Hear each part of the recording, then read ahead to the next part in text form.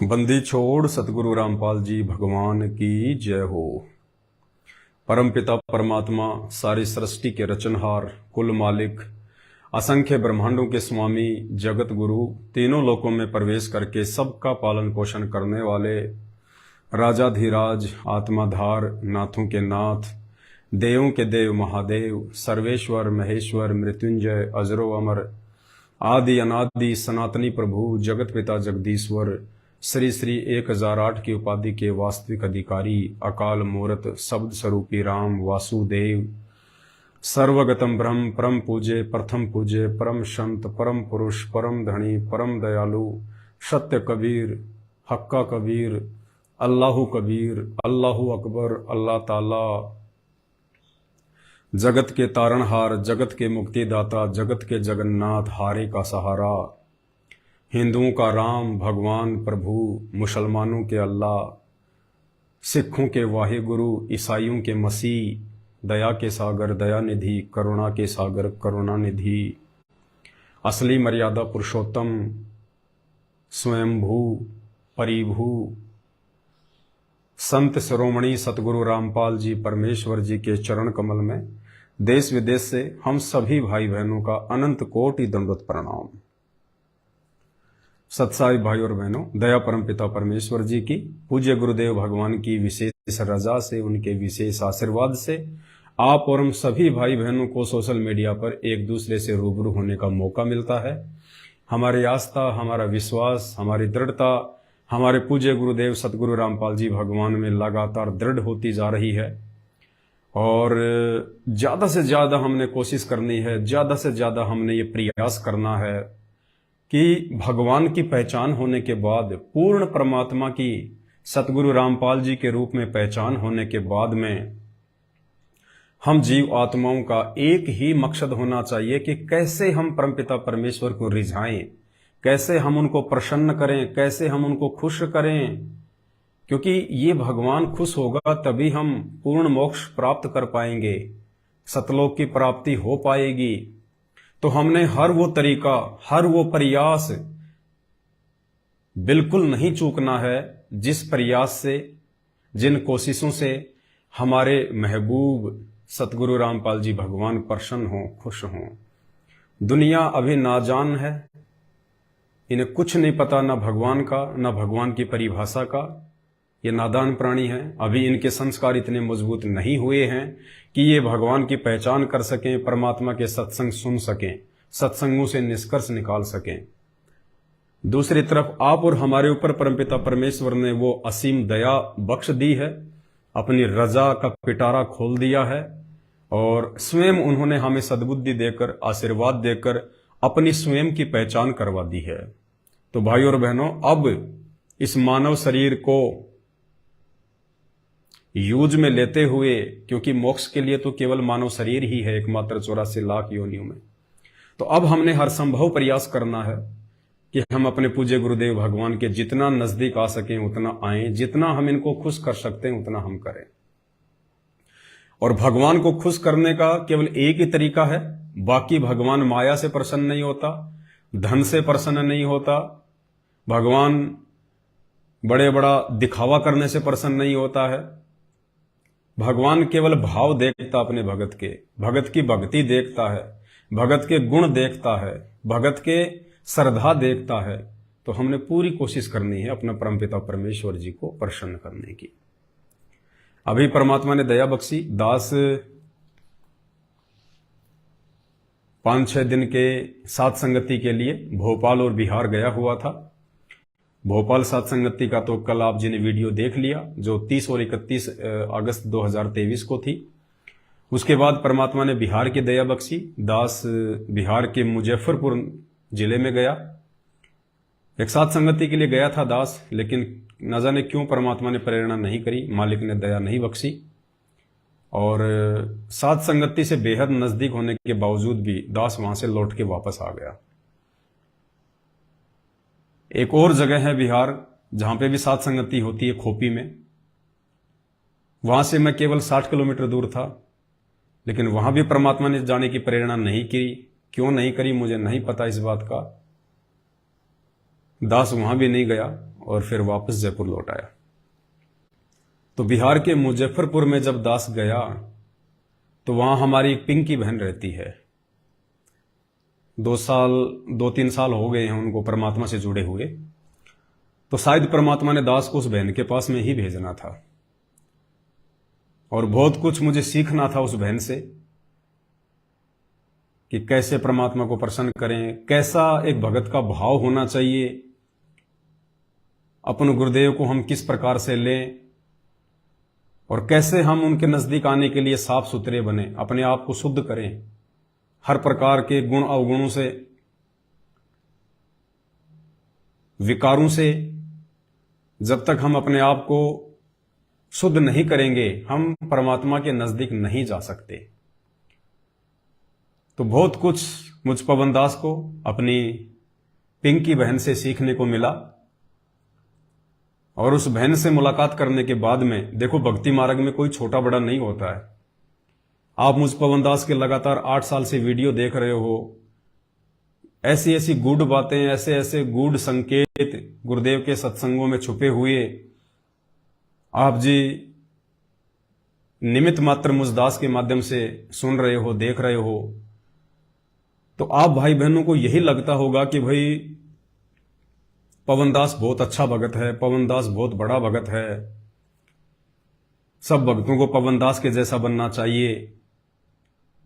जहां तक मेरी सोच है ज्यादातर भाई बहन यही सोचते होंगे, लेकिन ऐसा कुछ भी नहीं है, ऐसा कुछ नहीं है। हर रिकॉर्ड तोड़ने के लिए बनता है। कोई भी रिकॉर्ड अगर बनता है किसी भी क्षेत्र में, वो रिकॉर्ड हमेशा तोड़ने के लिए बनता है, वो फाइनल रिकॉर्ड नहीं होता है। हालांकि मैंने कभी भी अपने आप को एक अच्छा भगत नहीं समझा, नहीं माना, और हर वक्त मेरी ये कोशिश रहती है कि मैं साध संगति के माध्यम से, अपने भगत भाई बहनों के माध्यम से कुछ सीखूं भक्ति मार्ग की बातें, ताकि मैं परमात्मा के नजदीक पहुंचूं, परमात्मा मुझसे प्रेम करें, परमात्मा मुझे उस लायक बनाए जिससे कि मैं सतलोक की प्राप्ति कर सकूं, क्योंकि हमारा मुख्य मकसद तो सतलोक की प्राप्ति ही करना है। तो जब दास बहन के घर गया बिहार में, पिंकी बहन के, तो भाई और बहनों जो भाव भक्ति के प्रति, भगवान के प्रति, एक भगत के अंदर क्या गुण होने चाहिए, किन किन अवगुणों से उसको दूर होना चाहिए, भगत भाई बहनों के प्रति कैसा प्यार और प्रेम होना चाहिए, अपने गुरुदेव के प्रति कैसी श्रद्धा होनी चाहिए, इस दास ने उस आश्रम में जाके बहन के घर में और बहुत कुछ सीखा। और मुझे अंदर से यह फील हुआ कि पवन दास तू तो अभी उस बहन के नाखून के बराबर भी नहीं है, जो मात्र 2 साल से ही परमात्मा से जुड़ी है, मात्र 2 साल से। तो अभी उस बहन के नाखून के बराबर भी नहीं है। उस बहन के गुरुजी के प्रति भाव, श्रद्धा, भक्तों के प्रति सेवा भाव, हर प्रकार से 5 विकारों से दूर, उनके भगत जी के साथ उनका आपसी तालमेल, सामंजस्य, एक उनकी बेटी है, उस बेटी के भाव, और परमात्मा हर दूसरे तीसरे दिन उनको दर्शन देते हैं, साक्षात परमात्मा उनको दिखाई देते हैं। तो कुछ बातें जो मुझे उस बहन से सीखने को मिली वो मैं आपसे भी शेयर करना चाहूंगा, क्योंकि साध संगति भगवान ने इसीलिए रखवाई है कि एक ने कही दूजे ने मानी, कहे कबीर वो दोनों ज्ञानी। हम लोगों ने सीखना है, हम भगत नहीं हैं, हम भगत बनने का प्रयास कर रहे हैं। तो हमने कोशिश करनी है एक दूसरे के माध्यम से आगे बढ़ने की, कि कैसे हम परमात्मा के नजदीक पहुंचे। तो सबसे पहले तो हमें पहचान हुई भगवान कौन है, परमात्मा कौन है, परमेश्वर कौन है। और जिनको हम भगवान मान के पूजा करते थे, 33 करोड़ देवी देवताओं को, ब्रह्मा विष्णु महेश को, श्री राम श्री कृष्ण को, ईसा मसीह को, हजरत मोहम्मद को, या जितने भी पंथ और संप्रदायों में उन्होंने अपने अपने इष्ट और भगवान बना रखे हैं। तो सबसे पहले तो गुरुदेव भगवान ने हम पर एक विशेष मेहर करी, रजा करी। स्वयं परमात्मा होने के बावजूद भी इन्होंने एक गुरु की भूमिका की, आप और हमें सत्संग समझाए, ज्ञान समझाया, शास्त्रों से हमें भगवान निकाल के दे दिया और पहचान करवा दी कि बेटा शास्त्रों में जिस कबीर के विषय में महापुरुषों ने कलम तोड़ व्याख्या की हुई है वो कबीर कोई और नहीं, साक्षात तुम्हारा गुरु है जो आज धरती पे आए हुए हैं, प्रकट हैं 8 सितंबर 1951 से। तो जैसे कि परमात्मा ने दास को निमित्त बना के और गुरुदेव भगवान को यानी स्वयं को भोग लगवाना शुरू किया ताकि मेरे भक्तों की आस्था और दृढ़ हो, उनका विश्वास और बढ़े, और जो भी उनके प्रारब्ध में कोई संकट हो, कोई कष्ट हो, या इन फ्यूचर भविष्य में उनके संस्कार में कोई दुख तकलीफ आनी हो तो परमात्मा उसको टाल सके। इसलिए परमात्मा पहले से अपनी विशेष आत्माओं के ऊपर मेहर करते हैं। जैसे मालिक को पता था कि द्रौपदी के भाग्य में एक ऐसा कुसंस्कार है जिसके चलते शादी होने के बाद उसकी साड़ी उतारी जाएगी, बीच सभा में उसको नंगा किया जाएगा, वो उसका संस्कार था। लेकिन वो अच्छी आत्मा थी, भगवान की प्यारी आत्मा थी, किसी न किसी जन्म में वो सतगुरु रामपाल जी भगवान की शरण में रही हुई थी। तो परमात्मा ने पहले ही आके एक अंधे महात्मा का रूप बना के और द्रौपदी से साड़ी का दान ले लिया। और हम सबको पता है आगे चल के कैसे सूक्ष्म रूप में उस कबीर परमात्मा सतगुरु रामपाल जी भगवान ने द्रौपदी का चीर बढ़ाया और महिमा हो गई श्री कृष्ण जी की। जबकि श्री कृष्ण जी उस समय जब द्रौपदी का चीर हरण किया जा रहा था उन्हें तो पता भी नहीं था कि द्रौपदी के साथ क्या हो रहा है। वो तो अपनी पत्नी रुक्मणी के साथ में चौपड़ पासा खेल रहे थे, शतरंज खेल रहे थे, उन्हें तो कुछ पता भी नहीं था। तो ठीक इसी प्रकार भाई और बहनों, आप और हम कुछ विशेष और प्यारी आत्माओं के लिए परमात्मा ने यह रास्ता अपनाया है जो द्रौपदी के लिए अपनाया। मालिक हमसे भोग लगवा रहे हैं, मालिक हमसे अपना प्रकट दिवस मनवा रहे हैं, परमात्मा हर वो भक्ति की क्रिया हमसे करवा रहे हैं जिससे कि गुरुदेव भगवान प्रसन्न हो। बाकी हमारे ही भाई बहन जो कि गुरुदेव के कलयुगी परिवार से जुड़े हुए हैं, उन आप फर्जी आश्रमों से जुड़े हुए हैं, जो आश्रम अपने धार्मिक धंधे के लिए गुरुदेव के कलयुगी परिवार ने खोल रखे हैं, वो लोग देखो कैसे राजनीतियां कर रहे हैं, रक्तदान देह दान में उलझे हुए हैं, स्टेडियम बनवा रहे हैं, धरने प्रदर्शन रैलियों में उलझे हुए हैं। और आप और हमसे परमात्मा इतने प्रसन्न हैं कि मालिक ने हमसे वो सभी कुकर्म छुड़वा रखे हैं। हमारा समय ज्यादा से ज्यादा परमात्मा भक्ति में व्यतीत करवाते हैं।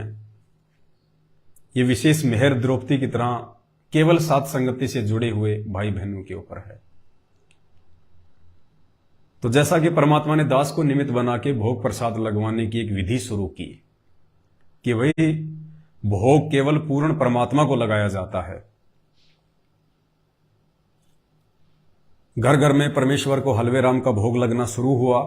छोटी भोग की आरती के साथ या बड़ी भोग की आरती के साथ में शुद्ध देसी घी के भंडारे का भोग लगना शुरू हुआ। और रह रह के परमात्मा अपनी आत्माओं से प्रसन्न भी हैं, उनको दर्शन भी दे रहे हैं, हर प्रकार के आध्यात्मिक लाभ और सुख भी दे रहे हैं, उनको महसूस भी करवाते हैं कि बच्चों में पल पल तुम्हारे साथ में हूं। दास के घर में भी परमात्मा दया करते हैं, भोग लगता है।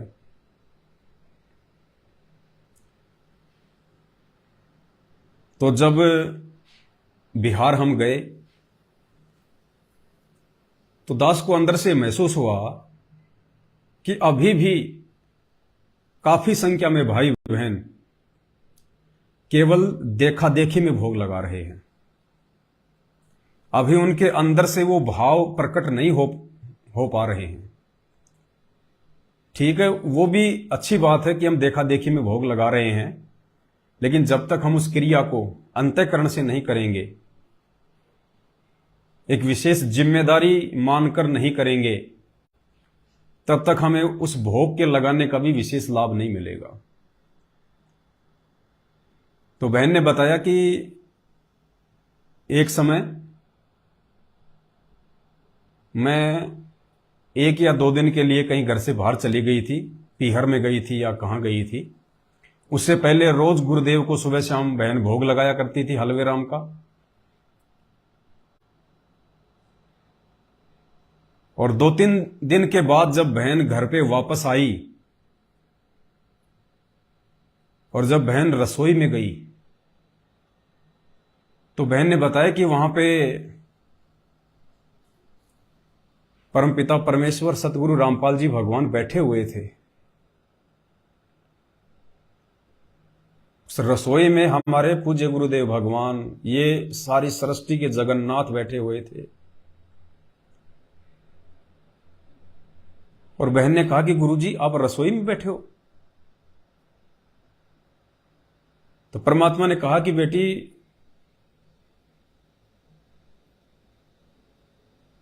मैंने 2 दिन से खाना नहीं खाया, मैं 2 दिन से भूखा बैठा हूं बेटी, 2 दिन से मैंने खाना नहीं खाया।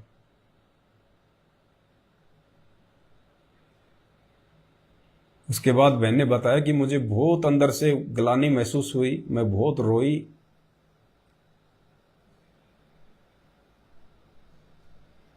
क्योंकि हम तो यही सोच रहे थे कि भाई चलो सुबह शाम फॉर्मेलिटी में गुरुजी को भोग लगा दिया, देखा देखी में गुरुजी को भोग लगा दिया। ये परमात्मा अपने भगत का भोग स्वीकार करने के लिए आता है सूक्ष्म रूप से, जैसे द्रौपदी का चीर बढ़ाया सूक्ष्म रूप से। और जब हम प्रार्थना करते हैं परमात्मा से भोग की थाल आगे रख के कि हे परमपिता परमेश्वर, सारी सृष्टि के रचनहार कबीर परमात्मा सतगुरु रामपाल जी भगवान, आप जी का भोग प्रसाद तैयार है, आप अपनी पवित्र रसना से इसे पवित्र करने की कृपा करें। जब हम ये शब्द कहते हैं कि आप अपनी पवित्र रसना से इसे पवित्र करने की कृपा करें, तो परमात्मा अपनी पवित्र रसना से, अपनी पवित्र जिह्वा से उस भोग को स्वीकार करते हैं। परमात्मा उसको खाते हैं, उसको ग्रहण करते हैं। उसके बाद वो अमृत बनता है, वो प्रसाद बनता है। और उस प्रसाद को खाने से फिर हमारे गीता जी के अनुसार जन्म जन्मांतरों के पाप कर्मों का नाश होता है। वरना अगर भगवान भगत के भोग को स्वीकार ना करे, अपनी पवित्र रसना से उसे पवित्र ना करे, तो हमारे पाप कर्म हल्के नहीं हो सकते, हमारी श्रद्धा, हमारे भाव हमारे गुरुदेव में नहीं बन सकते। तो गुरुजी ने कहा कि बेटी मैं 2 दिन से भूखा हूं, तू कहां चली गई थी, मुझे खाना क्यों नहीं खिलाया।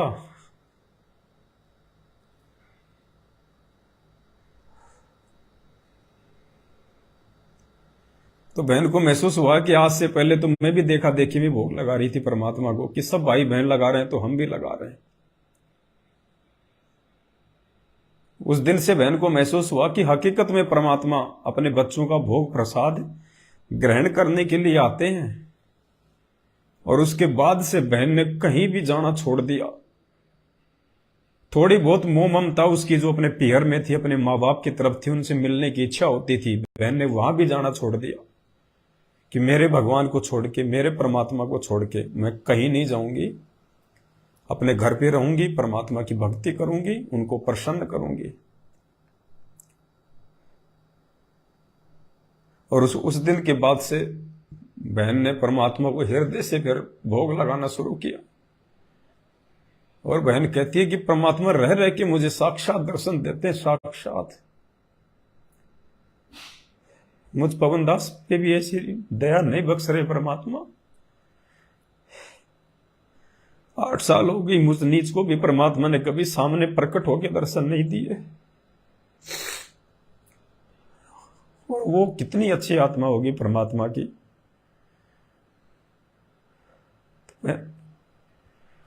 हमने कोशिश करना है उस बहन के जैसा बनने का, उस बहन के जैसे भाव अपने अंदर लाने का। हम देखा देखी में भोग लगा देते हैं, जल्दबाजी में भोग लगा देते हैं, समय पे भोग नहीं लगाते।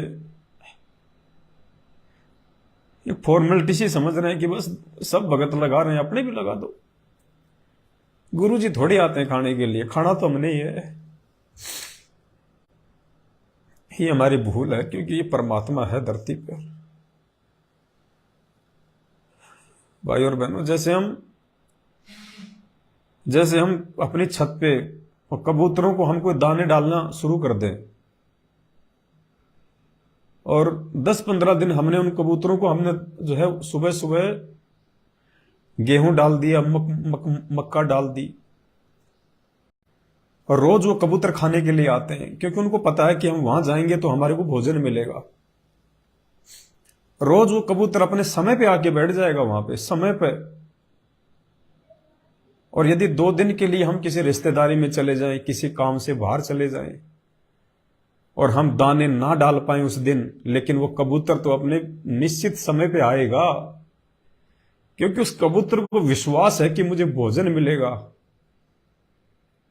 और जब वो कबूतर वहां आके छत पे बैठता है, वो देखता है कि 1 घंटा बीत गया, 2 घंटे बीत गए।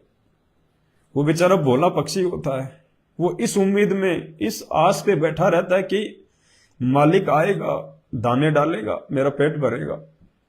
और वो पूरा दिन बेचारा इसी उम्मीद में भूखा बैठा रहता है वो पक्षी। और जब उसको दाना नहीं मिलता है तो वो दोष उस दाने डालने वाले को लगता है। तो इसी प्रकार पुण्यात्माओं, ये परमात्मा है, हालांकि ये समर्थ है, ये पूरी सृष्टि को खिला रहा है, ये हमारे भोजन का भूखा नहीं है। ये तीनों लोकों में प्रवेश करके सबका पालन पोषण करता है ये परमात्मा। ये सिर्फ हमारे भाव का भूखा है कि मेरे बच्चे खाली देखा देखी में भोग लगा रहे हैं, या कुछ अंदर से भाव भी हैं उनके। उस दिन के बाद से बहन ने बिल्कुल कहीं भी आना जाना मना कर दिया कि मैं कहीं नहीं जाऊंगी। मेरे परमात्मा से बढ़ के, मेरे गुरु से बढ़ के ना मेरे माँ बाप हैं, ना मेरे रिश्तेदार हैं। मेरा घर ही मेरा आश्रम है, और यदि मुझे कहीं जाना भी पड़ गया तो मेरे भगवान को भोग लगा के जाऊंगी, और शाम को वापस आके भोग लगाऊंगी। मेरे परमात्मा को खाना खिलाने के समय पे मैं वापस आऊंगी। तो एक तो हमने ये बहुत बड़ी सीख उस बहन से लेनी चाहिए कि हम देखा देखी में भोग ना लगाएं गुरुदेव को। ये परमात्मा है, और ये आता है भाई बहनों, आता है।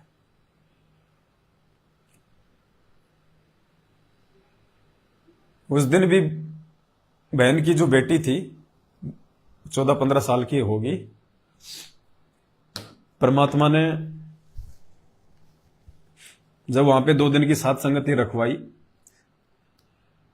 सारा दिन पूरी रात 24 घंटे परमात्मा के ज्ञान आधार से चर्चा मालिक की, और कोई बात नहीं, कोई घर की बात नहीं, कोई खेत खलिहान की बात नहीं, कोई बच्चों की बात नहीं, कोई रिश्तेदारों की बात नहीं, केवल सतगुरु रामपाल जी भगवान की बातें, उनकी महिमा, उनकी चर्चा। उनको नहीं पता था तो परमात्मा ने दास को निमित्त बनाया, दास को नहीं पता तो मालिक ने बहन को निमित्त बनाया। हमारे एक उमेश भगत जी भी आए हुए थे, वहां पास के ही हैं, 2-4 भगत जी आए हुए थे। तो भगत तो परमात्मा की चर्चा ही करेंगे। तो बहन की बेटी को गुरुदेव भगवान ने साक्षात, जहां पे उनका दरबार लगा हुआ है, परमात्मा ने बहन को साक्षात दर्शन दिए।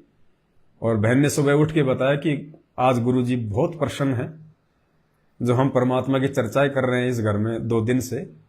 तो परमात्मा हम सबके भाव देख के, हमारी श्रद्धा को देख के, कि क्यों तो ये भग रहे हैं, कभी बिहार, कभी पंजाब, कभी बंगाल। हम कोई काम धंधे के लिए नहीं जाते, बिजनेस के लिए नहीं जाते, पैसे के लिए नहीं जाते। हमारा मकसद है कि हमारे भगत भाई बहन आने वाले विनाशकारी समय से पहले पहले परमात्मा से दिल से जुड़ जाएं। उनको कोई शंका हो भक्ति मार्ग को लेके, गुरुदेव भगवान को लेके, वो निकल जाए, दूर हो जाए, परमात्मा को भोग लगाना शुरू करें, गुरुदेव का प्रकट दिवस मनाएं। इसलिए हम भागादौड़ी कर रहे हैं। सुबह उस बहन को फिर परमात्मा ने दर्शन दिए, और दरबार में गुरुदेव भगवान बैठे हुए हैं, दरबार में गुरुदेव भगवान ने यूं हाथ करके बहन को, बिल्कुल जैसे मतलब प्रसन्न मुद्रा में, और परमात्मा ने अपनी इस मुद्रा में,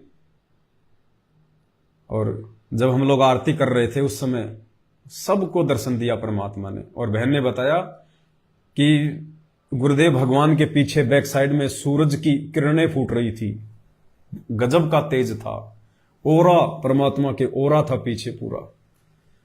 और परमात्मा हंस हंस के सबको, हाँ सॉरी हम नित्यनेम नहीं कर रहे थे, मतलब 4 या 5 बजे का समय था, सब लोग हम सो रहे थे उस समय।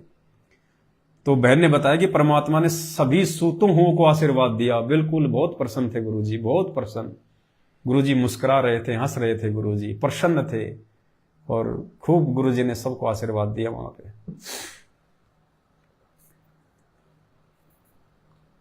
दूसरी बात, बहन ने जो परमात्मा का दरबार लगाया हुआ है अपने घर पे,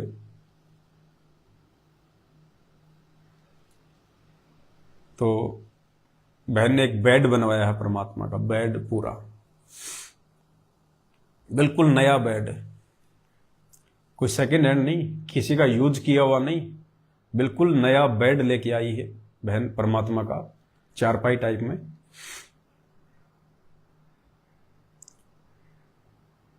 और बहन ने फिर हमें ये बताया कि भाई जब परमात्मा भोजन करने अपने भगत के घर पे आते हैं, हलवा प्रसाद ग्रहण करने परमात्मा भगत के घर पे आते हैं, यानी जब भगवान अपने भगत के घर पर ही भोजन लेने के लिए आते हैं तो भगवान सोएंगे कहां? भगवान विश्राम भी तो करेंगे। भाई हमारे घर पे कोई रिश्तेदार आता है तो खाना भी हमारे घर पे खाएगा और विश्राम भी हमारे घर पे ही करेगा। तो हमारी कोशिश होती है कि रिश्तेदार को हम अच्छी जगह पे सुलाएं, हम सोते हैं उससे भी अच्छी जगह पे सुलाएं।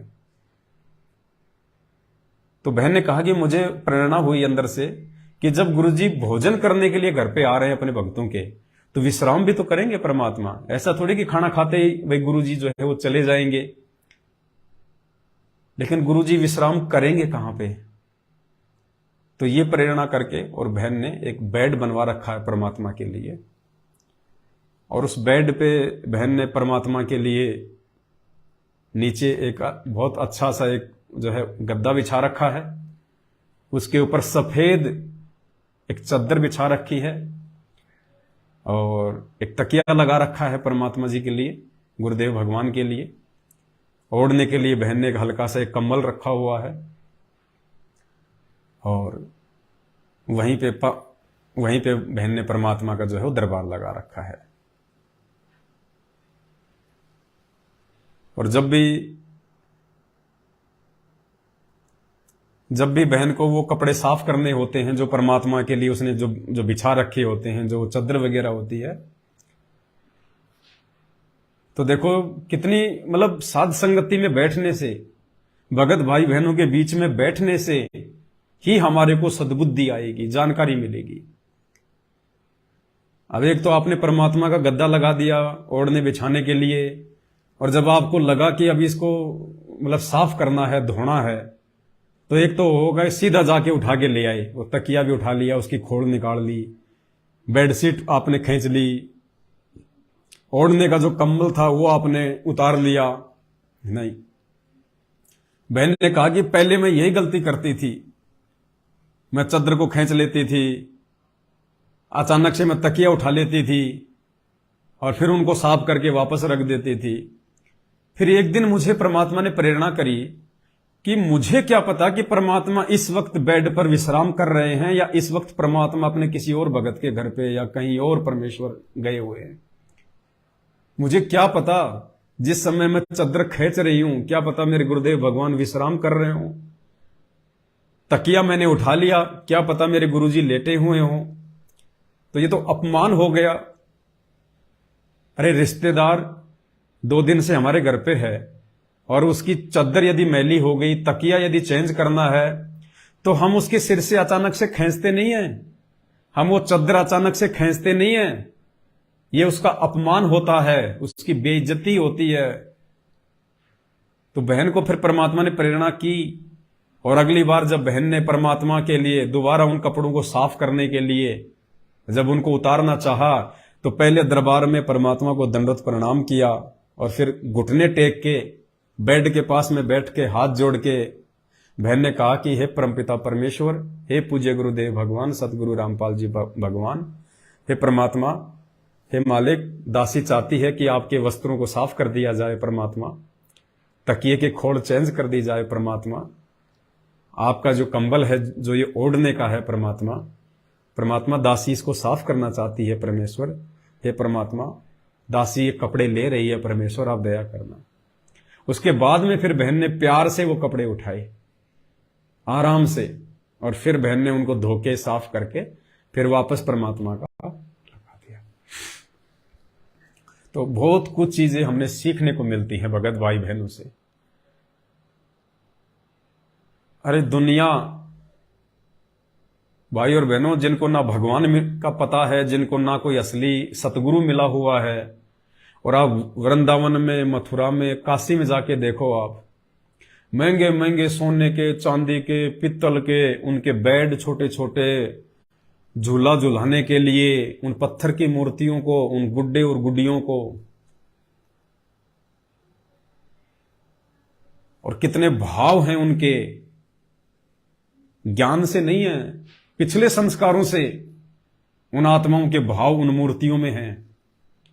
जबकि ना उनके घर पे वो भगवान है, ना श्री कृष्ण है, ना राम है, ना लड्डू गोपाल है, ना राधा है, ना कृष्ण है, कुछ नहीं है, केवल मूर्तियों में सिमट है और कुछ नहीं है।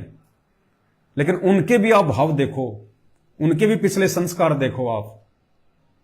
जब वो उन पत्थर की मूर्तियों के साथ में ऐसा बर्ताव करते हैं, इतना प्रेम से भाव विभोर होके, जब वो उनको नए कपड़े पहनाते हैं उन मूर्तियों को, उनकी आंखों में आंसू आ जाते हैं, उनको मुकुट पहनाते हैं, उनको भोग लगाते हैं।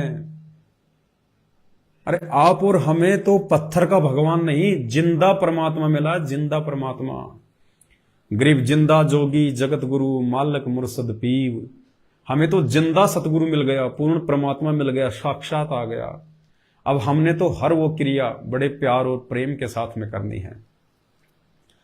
तो दास को भी परमात्मा ने अंदर से प्रेरणा की,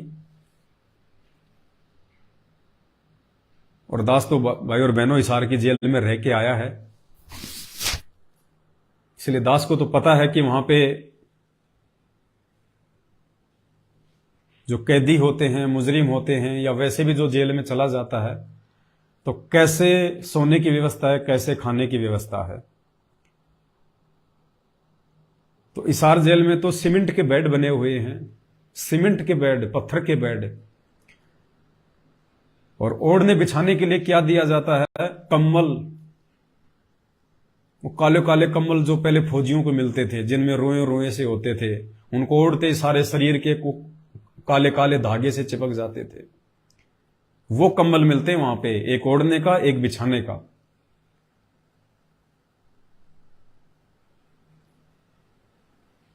और दास के पास में कल हिमाचल से विजय भगत जी का फोन आया था, परसों, हिमाचल के कांगड़ा से विजय दास जी हैं।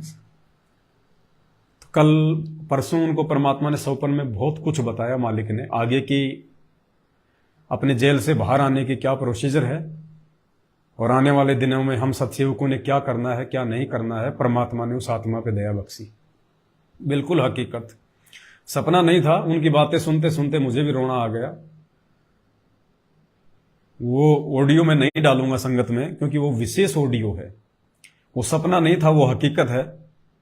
और परमात्मा ने अपने सत्सेवक बच्चों को आगे क्या क्या देना है, किस प्रकार से भक्ति मार्ग पे लगा के रखना है, कैसे परमात्मा दया करेंगे, कहां गुरु जी आएंगे, जेल से जब बाहर आएंगे तब कहां आएंगे, ये सारी बातें परमात्मा ने उन भगत जियों को निमित्त बना के दास तक पहुंचाई है।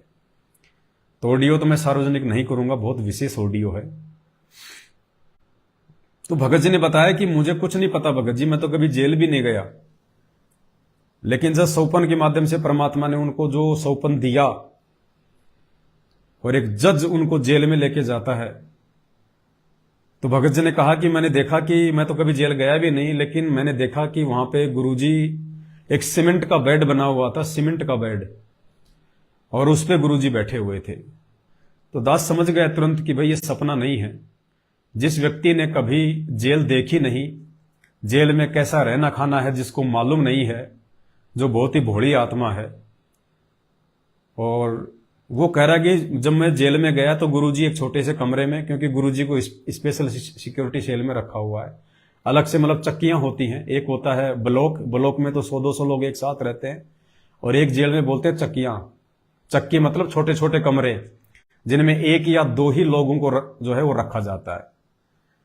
तो बोला गुरुजी एक छोटे से कमरे में है और सीमेंट का बेड है, उसके ऊपर गुरुजी बैठे हुए हैं।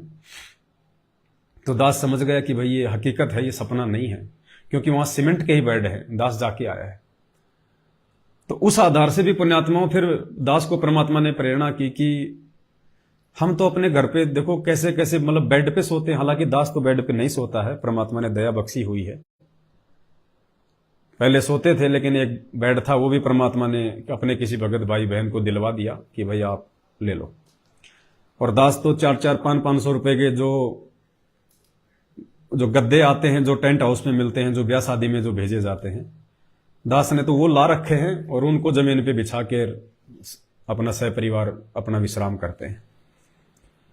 तो फिर दास को भी परमात्मा ने प्रेरणा की कि हकीकत है कि गुरुदेव सीमेंट के बेड पर ही सोते हैं जेल में। तो अभी 8 सितंबर आ ही रहा है। पहले परमात्मा ने कपड़ों की दया बख्शी थी आप और हमारे ऊपर, मालिक ने सौपन में दर्शन देके, तो सभी भाई बहनों की सेवा के सहयोग से उसमें सबका सहयोग हो गया। जितने भी भगत भाई बहनों ने जो सहयोग जो किया हुआ है इन 8 वर्षों में, दास को जो भी सहयोग किया है आर्थिक रूप से, जिसने जितना सहयोग किया है उसी हिसाब से अब हम 8 सितंबर को परमपिता परमेश्वर सतगुरु रामपाल जी भगवान को जो वस्त्र हम जो भेंट करेंगे, जो परमात्मा ने सौपन में हमें आदेश दिया, तो सभी भाई बहनों ने मिलके परमात्मा जी के लिए एक कुर्ता पायजामा और एक पैंट शर्ट, एक टोवेल, 2 बनियान, इस प्रकार से परमात्मा ने पूरा सेट कपड़ों का जो है वो तैयार करवाया है। तो आज 6 तारीख है, अभी दास जाके जो है वो कपड़े ले आएगा, वो सिल गए होंगे। लाने के बाद उन कपड़ों को हम धोएंगे, पहले धोने के बाद में फिर उन पे आयरन करेंगे, उसके बाद में फिर 8 सितंबर को हम परमपिता परमेश्वर को भोग की आरती के बाद में हम परमात्मा को भेंट करेंगे। और मालिक ने फिर दास को यह भी प्रेरणा की उस बहन के माध्यम से कि गुरुदेव भगवान जेल में सीमेंट पर सो रहे हैं। हालांकि ये परमात्मा है, उन्हें कोई ऐसा सुख दुख का अनुभव नहीं होता है, क्योंकि वो शहंशाह है, वो राजा है। वो ऐसी लीलाएं परमात्मा केवल अपने बच्चों की भक्ति जगाने के लिए करते हैं। क्योंकि हम देखो, हम जीव हैं, हमारे अंदर 5 विकार हैं, ज्यादा नहीं तो थोड़े 5 विकार हमारे अंदर हैं। फिर उनकी 25 जो प्रकृतियां हैं वो भी हमारे अंदर हैं। हम भावों में भावित भी हो जाते हैं, जैसे बात करते करते आंसू आ गए, तो ये एक भाव है, ये एक उन 5 विकारों की एक प्रकृति है। उन विकारों को अब हमने भगवान की तरफ मोड़ना है। मन हमको बिगाड़ता है, लेकिन गुरुदेव ने क्या कहा कि मन को तुमने अपना मित्र बनाना है, फिर ये तुम्हारा भक्ति में सहयोग करेगा। तो इन 5 विकारों को और इनकी प्रकृतियों को हमने धीरे धीरे सांसारिकता से हटा के भक्ति मार्ग की तरफ अग्रसर करना है। तो परमात्मा भी हमारे भावों के अनुसार, यानी हम जीवों की सोच और विचार के अनुसार ही खेल खेलता है, वो लीला करता है परमात्मा। मालिक को पता है कि जीव है, ये सेंटिमेंटल भी होता है, ये भावों में भावित भी हो जाता है। हर प्रकार से परमात्मा ने जैसे रोचक, भयानक और यथार्थ 3 प्रकार की वाणियों के माध्यम से जीव को समझाया है। तो परमात्मा हमें भाव विभोर भी करते हैं अपने शब्दों से, अपने वचनों से। खुद सत्संगों में भी सतगुरु रामपाल जी भगवान कई बार अपनी आंखों से आंसू निकाल देते थे, भाव विभोर हो जाते थे, रोने लग जाते थे, क्योंकि मालिक को पता है कि कुछ बातें इनको इसी प्रकार से समझाई जो है वो जा सकती हैं। तो हालांकि वो तो परमात्मा है, सतलोक का राजा है, जिसने पूरी दुनिया को, राजा महाराजाओं को, देवी देवताओं को जिसने ये सुख दिए हुए हैं। ये मालिक की रजा से ही ये ब्रह्मा विष्णु महेश काल महाकाल सब सुख भोग रहे हैं। ये पूरी दुनिया के राजा लोग, मंत्री लोग सब सुख उस परमात्मा के आशीर्वाद से भोग रहे हैं। उनकी भक्ति के प्रतिफल में आज उनको वो मलाई खाने को मिल रही है। उनके पिछले जन्मों की भक्ति से आज वो राजा महाराजा बने हुए हैं। लेकिन फिर भी हम भक्ति मार्ग में हैं, हमने अपने गुरुदेव को हर प्रकार से महत्व देना होगा। तो मालिक को दास ने प्रेरणा की कि हम भी चूंकि परसों परमात्मा का प्रकट दिवस है, आज 6 तारीख है, 6 सितंबर है, तो आज सुबह ही परमात्मा ने दास के अंदर ऐसे भाव नित्य नियम के समय प्रकट किए कि क्योंकि दास के पास में भाई बहनों की सेवा होती है, तो दास के माध्यम से जो चीज होगी वो सभी भाई बहनों की सेवा लग जाती है उसमें। तो बहन का तो अपना पर्सनली मैटर था, जो भी परमात्मा के लिए बेड लेके आई, लेकिन यहां जब परमात्मा के लिए ऐसा बेड आएगा, कोई भी सामान यदि आता है तो वो सबकी सेवाओं में काउंट होता है, सबका उसमें हिस्सा हो जाता है, उसमें सबकी सेवा लग जाती है उसमें। और ये हकीकत भी है, जितने हम अपने परमात्मा के नजदीक जाएंगे उतना ही परमात्मा हमारे जो है वो नजदीक आएंगे। तो आज 6 सितंबर है, अभी दास परमात्मा को दंडवत प्रणाम करके उन्हीं की सत प्रेरणा से, उन्हीं का आदेश समझकर, और अभी एक अच्छा सा बेड जो है सभी भाई बहन मिलके हम परमात्मा की सेवा में लेके आएंगे, अच्छा बेड लाएंगे, क्योंकि भगवान है और इनको तो जितना समर्पित कर दिया जाए उतना थोड़ा है। तो दास देखेगा जितना भी आ जाए, क्योंकि भगवान है और मालिक कहते हैं तन मन धन सब तेरा, और तेरा तुझको अर्पण क्या लागे मेरा। हमें परमात्मा ने जो दे रखा सब कुछ उन्हीं का है, आपको जो भगवान ने दे रखा सब कुछ उन्हीं का है, गुरुदेव का है, हमारा कुछ नहीं है। और उनका यदि उनको पाई पाई भी समर्पित कर दी जाए तो भी थोड़ा है। तो कोई छोटा मोटा तो संत है नहीं, ये तो स्वयं साक्षात गोविंद हैं। गोविंद असली लड्डू गोपाल हैं, असली लड्डू गोपाल, असली झूले लाल, असली झूले लाल। ये है असली मर्यादा पुरुषोत्तम, असली वासुदेव। और इनकी जितनी सेवा हो जाए उतनी थोड़ी है।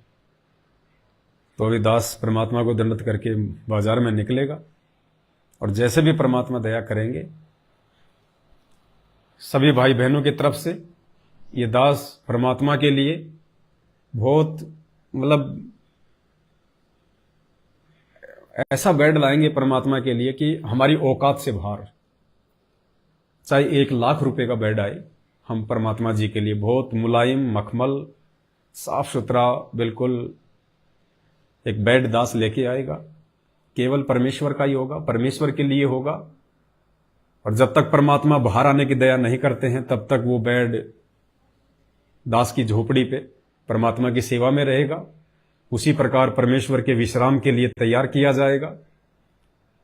और जैसे ही हमारे गुरुदेव भगवान आ जाएंगे, परमात्मा आ जाएंगे, जहां भी आएंगे हम परमेश्वर की सेवा में उनके विश्राम के लिए वो चीज हाजिर कर देंगे।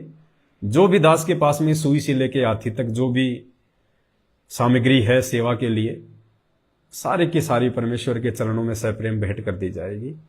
उसके बाद वो बेड हम परमपिता परमेश्वर जी को साक्षात उनके विश्राम के लिए समर्पित करेंगे, फिलहाल उनके सूक्ष्म विश्राम के लिए, और ताकि हम सभी भाई बहनों की सेवा लग जाए और परमात्मा हमसे खुश हो, हमसे प्रसन्न हो, तो परमात्मा दया बख्शेंगे। तीसरी बात, दास जब बिहार में गया हुआ था मुजफ्फरपुर में, तो खोपी पड़ता है पास में, खोपी को जिला है या शहर है मुझे नहीं पता। वहां पे हर महीने या हर 15 दिन में कोई सात संगति वगैरह होती है। काफी समय से वो दास को कह रहे थे भगत जी आप आओ, भगत जी आप आओ, लेकिन दास 6 साल से बिहार जा ही नहीं पा रहा था। अभी दास जैसे बिहार गया तो दास का यह था कि दास सभी से मिलके आएगा, लेकिन वहां जाने के बावजूद भी दास की वहां जाने की प्रेरणा नहीं हुई। पुण्यात्माओं, कहीं ना कहीं खोपी में जो सात संगति हो रही है वहां पे या तो ज्ञान आधार की कमी है या फिर मर्यादाओं में कोई त्रुटि है, वरना ऐसा हो ही नहीं सकता कि भाई दास वहां ना जाता। लेकिन दास नहीं जा पाया, चाहकर भी नहीं जा पाया, इच्छा ही नहीं बनी। और उसका जो कारण था वो भी दास को मालूम हो गया। फिर देखो, परमात्मा फिर महसूस भी करवा देते हैं। दूसरे दिन उस बहन के घर पे जब हम थे तो वहां एक भगत के पास में, और खोपी में जो सात संगति रखवाते हैं डॉक्टर भगत जी हैं, देवेंद्र है या क्या नाम उनका, शायद देवेंद्र दास जी है या क्या है। तो उनका फोन आता है और वो उनको कहते हैं कि 8 सितंबर को अपन सात संगति रख रहे हैं यहां पे खोपी में, और गुलाब जामुन बनेगी, एक दो मिठाई और बताई उन्होंने फोन पे कि गुलाब जामुन, और दास भी सुन रहा था कि गुलाब जामुन बनेगा, मिठाइयां बनेंगी। जबकि परमात्मा दास को निमित्त बना के हर बार यही बुलवाते हैं कि हमने पाखंड नहीं करना, हमने दुनिया की तरह देखा देखी नहीं करनी, साधु भूखा भाव का, ये मिठाइयों का भूखा नहीं है परमात्मा। और दास ने यह कहा था कि आप अपने घर पे जब परमात्मा का प्रकट दिवस मनाएं पर्सनली, और इस 8 सितंबर को हमने कहीं कोई साथ संगति में नहीं जाना, हमने कहीं कोई साथ संगति नहीं रखवानी। दास के बार बार विनती करने के बावजूद भी उन्होंने खोपी में एक साथ संगति रखी है।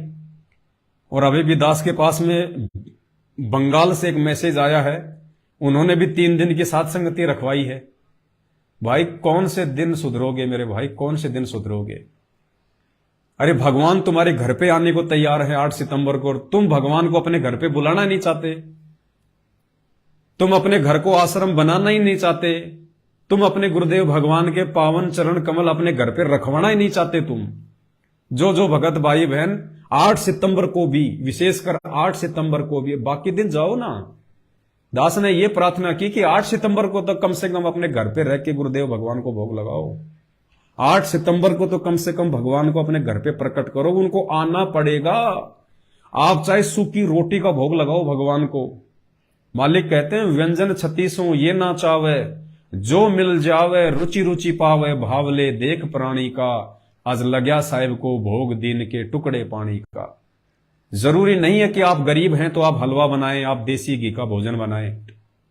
आप 2 दिन की सूखी रोटी का भी यदि आपके घर में है, जैसा आप खा रहे हैं वैसा भी यदि आप गुरु को भोग लगाएंगे तो भगवान आपके भाव का भूखा है, उस रोटी का भूखा नहीं है।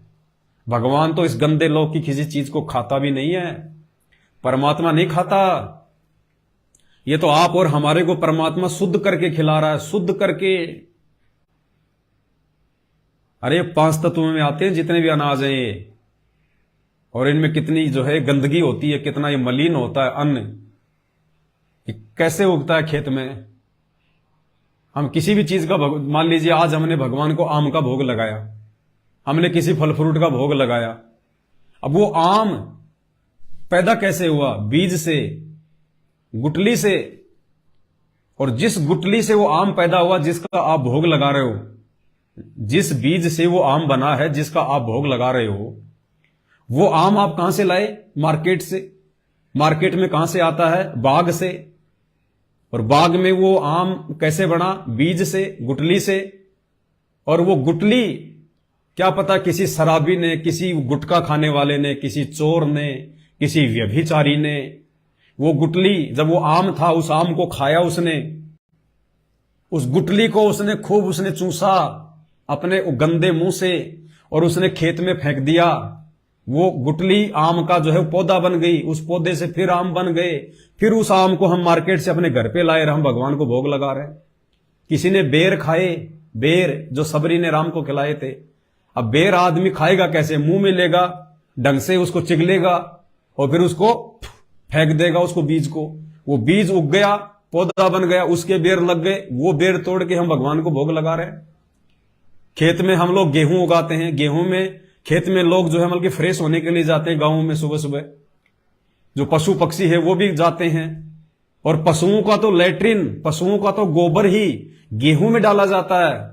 इंसान भी सुबह सुबह गांव में लैट्रिन करने के लिए उन खेतों में जाता है, और वो खाद बन के उस गेहूं में जाता है। गेहूं से फिर वो गेहूं बनता है, पौधे से गेहूं बनता है, उस गेहूं की फिर चपाती बना के हम भगवान को भोग लगा रहे हैं। तो भगवान नहीं खाता।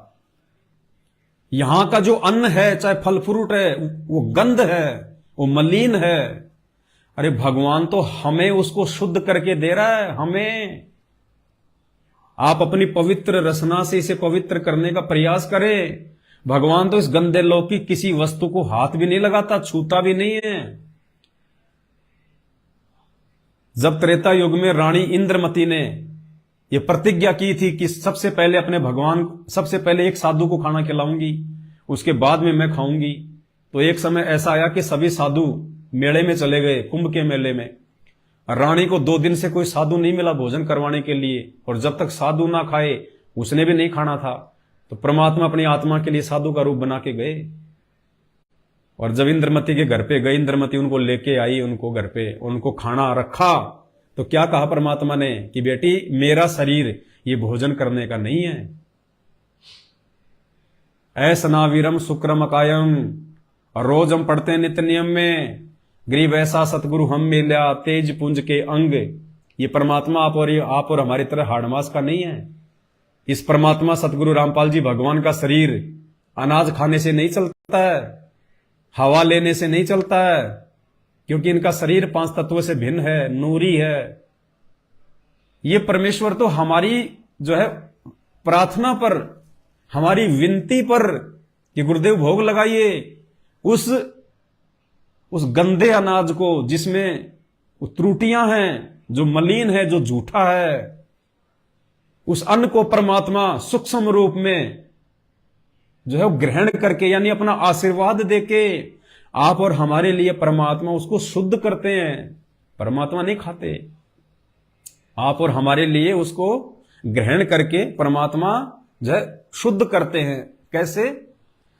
जैसे कोई मंत्री, प्रधानमंत्री कहीं बाहर चला जाता है किसी रैली में, किसी मीटिंग में, तो लोग उसके स्वागत में फूलों के गुलदस्ते ले लेके आते हैं, मालाएं ले लेके आते हैं। तो प्रधानमंत्री क्या करता है? उन मालाओं को स्वीकार कर लेगा, प्रधानमंत्री वो गुलदस्ते फूल के भेंट कर लेगा, लेकिन वो अपने घर के लिए नहीं लेता, वो स्वयं के लिए नहीं होते, उसके घर पे तो ऑलरेडी है। वो तो केवल सामने वाले का मान रखने के लिए, वो जो इज्जत के साथ में, जो सम्मान के लिए उसके स्वागत में जो फूल माला और जो गुलदस्ते उस प्रधानमंत्री को दे रहा है, केवल उसका मान रखने के लिए, उसकी इज्जत रखने के लिए कि इसका ये दिल ना टूट जाए, वो प्रधानमंत्री एक हाथ से लेगा और पीछे देता रहेगा, लेता रहेगा, देता रहेगा, और वहीं पे फेंक दिए जाते हैं। वो अपने घर पे लेके नहीं आता प्रधानमंत्री।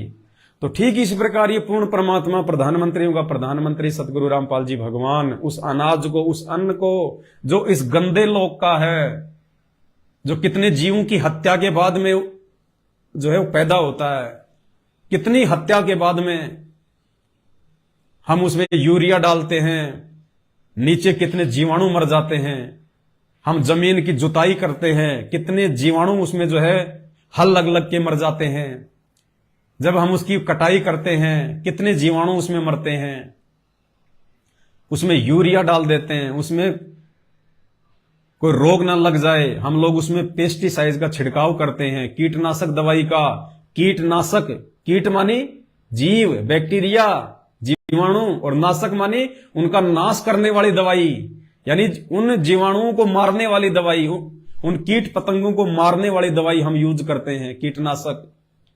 तो भगवान उस हत्या के अनाज को खाएगा?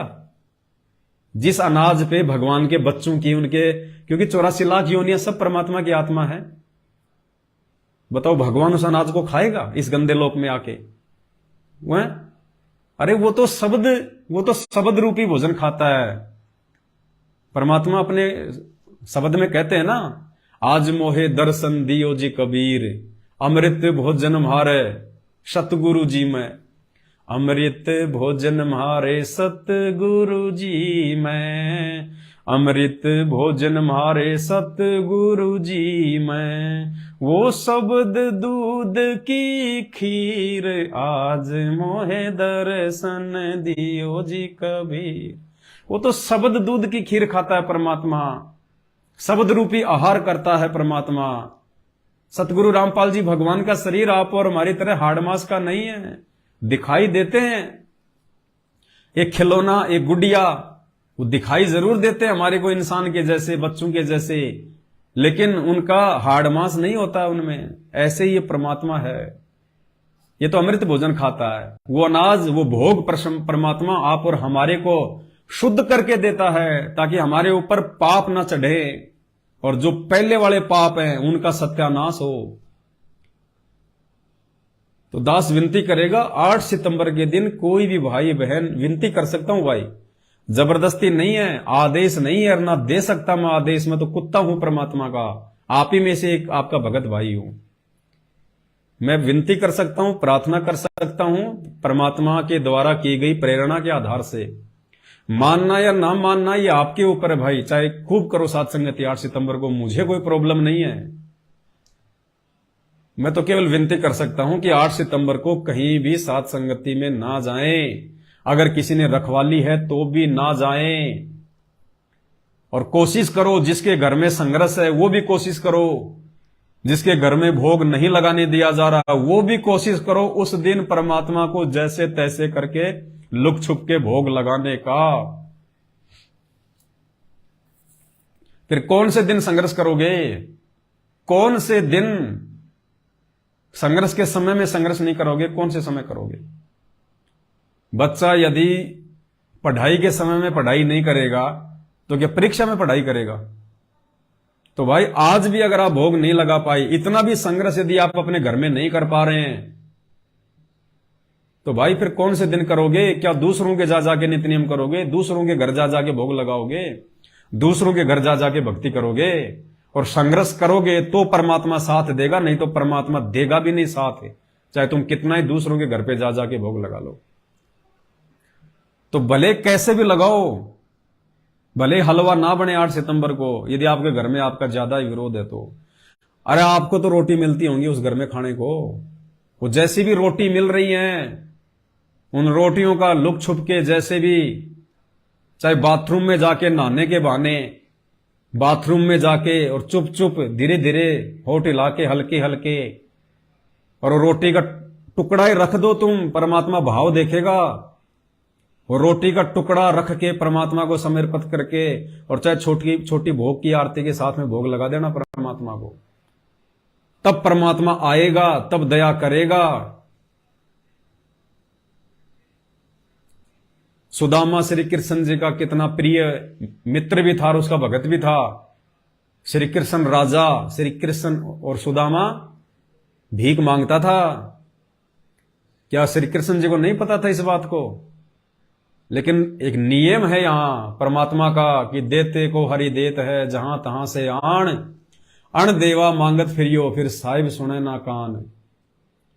जब तक उस गरीब सुदामा ने 3 मुट्ठी चावल की भून के उसके खील बना के, और जब तक श्री कृष्ण जी को नहीं खिला दी, जब तक श्री कृष्ण जी ने वो नहीं खा लिया अपने भगत का, तब तक श्री कृष्ण जी ने सुदामापुरी नहीं रची थी। सुदामा को गरीब से अमीर नहीं बनाया, वरना ये काम तो श्री कृष्ण जी पहले भी कर सकते थे। कौन सी बड़ी बात थी अपने एक मित्र का मकान बनवा देना, उसके घर में साल 10 साल 20 साल का राशन पानी डलवा देना, कौन सी बड़ी बात थी उसके लिए? लेकिन यहां के भगवान भी अपना नियम नहीं तोड़ते कि देते को हरि देत है, जहां तहां से आण अण देवा मांगत फिरियो, साहिब सुने ना कान। तो 3 मुट्ठी चावल, अब उसने हलवा नहीं लगाया, उसने 56 प्रकार के भोग नहीं लगाए, जबकि दुर्योधन जैसे 56 प्रकार के भोग खिलाते थे।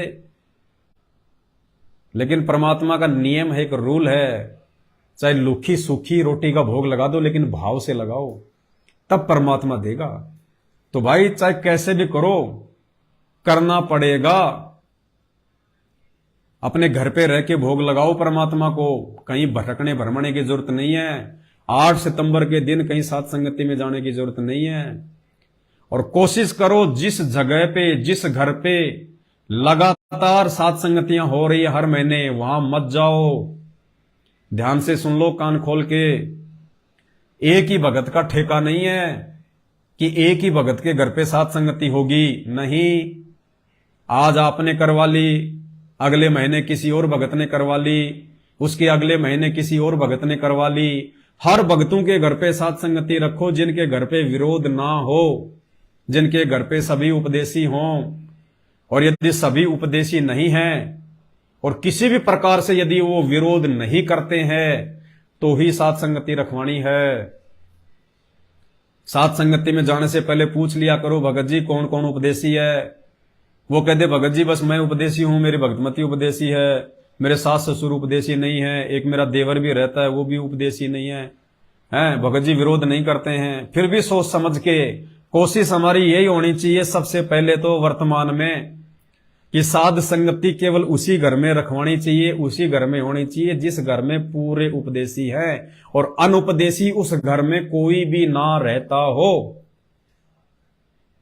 और थोड़ी खुली खुली जगह हो। 150 भगत आ जाएं, 10-20 भगत आ जाएं, तो कम से कम लैट्रिन पानी की अच्छी व्यवस्था हो। ये ना सोचा करो कि मेरे घर पे साध संगति, मेरे घर पे रखवा लो साध संगति, एक लैट्रिन बाथरूम ढंग का नहीं है और फिर 100 भगत आ गए, बताओ वो क्या करेंगे भाई। तो साध संगति रखवाने मात्र से परमात्मा प्रसन्न होंगे या साध संगति रखवाने मात्र से आपको कोई पुण्य मिल जाएगा, इस बात को भूल जाना। साध संगति अपने घर पे रखवाने का कोई विशेष पुण्य नहीं है। वो तो जितना आपको मिलेगा उतना ही आने वाले को मिलेगा, बराबर मिलेगा, आपको कोई विशेष नहीं मिलेगा। कहीं आप सोचोगे मुझे विशेष पुण्य मिलेगा, बिल्कुल नहीं मिलेगा। और यदि आपने साध संगति रखवाई, भगतों की सुविधा का ध्यान नहीं रखा, क्योंकि भगतों को यह सोच के चलना कि भगत नहीं आ रहे, भगवान आ रहे हैं, ये भगत ना समझना। एक क्या कहते हैं परमात्मा, एक ब्राह्मण को भोजन खिलाना। कौन से ब्राह्मण को? ब्राह्मण सोई जो ब्रह्म पहचाने, असली ब्राह्मण, असली पंडित। पंडित सोई जो पिंड की जाने, यानी जिसको सृष्टि रचना का पता है, जिसको आत्म ज्ञान है, उसको कहते हैं असल में पंडित। जाति से कोई पंडित नहीं होता, जाति से कोई ब्राह्मण नहीं होता। असली ब्राह्मण है ब्राह्मण सोई जो ब्रह्म पहचाने, जिसने भगवान को पहचान लिया, तो असली पंडित और असली ब्राह्मण। यदि इस सृष्टि में कोई है तो सतगुरु रामपाल जी के शिष्य हैं। वो चाहे शूद्र जाति से हो, तुम्हारे जो वर्ण है 4, वो चाहे ब्राह्मण वर्ण से हो, चाहे शूद्र वर्ण से हो, चाहे वैश्य वर्ण से हो, या चाहे किसी और वर्ण से हो। असली ब्राह्मण, असली पंडित इस सृष्टि में, इस पृथ्वी पर सतगुरु रामपाल जी के शिष्य हैं। वो जाति वाले ब्राह्मण और पंडित असली ब्राह्मण नहीं है। हां, जो जाति से ब्राह्मण है और पंडित है, वो यदि संत रामपाल जी का भगत है और मर्यादा में है, तो वो भी पंडित है, वो भी ब्राह्मण है, लेकिन मात्र जाति आधार से कोई पंडित या ब्राह्मण नहीं है। अरे पंडित तो रावण भी था, फिर क्यों जो है कुत्ते वाली मौत हुई? पंडित तो भगत प्रहलाद का बाप हिरण्यकश्यप भी था, फिर क्यों जो है कुत्ते वाली मौत हुई? तो इसलिए परमात्मा कहते हैं ब्राह्मण बाणा और कर्म कसाई, और हिरण्याकुश ने छाती तुड़वाई। ब्राह्मण बाणा यानी अपने आप को ब्राह्मण समझ रहा था वो, और उसके जो कर्म थे वो कसाई के जैसे थे। अपने ही बेटे को जो भक्ति कर रहा था उसको परेशान कर रहा था, प्रजा में जो है नाजायज करता था। तो कहते हैं ब्राह्मण बाणा और कर्म कसाई, हिरण्याकुश ने छाती तुड़वाई। तो असली ब्राह्मण, असली पंडित सतगुरु रामपाल जी भगवान के शिष्य हैं। तो भाई और बहनों, जब भी आप साध संगति में जाते हो तो आपने पूरी की पूरी जो है पंडिताई दिखानी है, ब्राह्मणपना दिखाना है पूरा। ब्राह्मणपना और पंडिताई मतलब एक भगत के गुण दिखाने हैं आपने। आप ये सोच के ना जाना कि मैं किसी भगत के घर पे जा रहा हूं, आप ये सोच के जाना कि मैं परमात्मा के आश्रम में जा रहा हूं।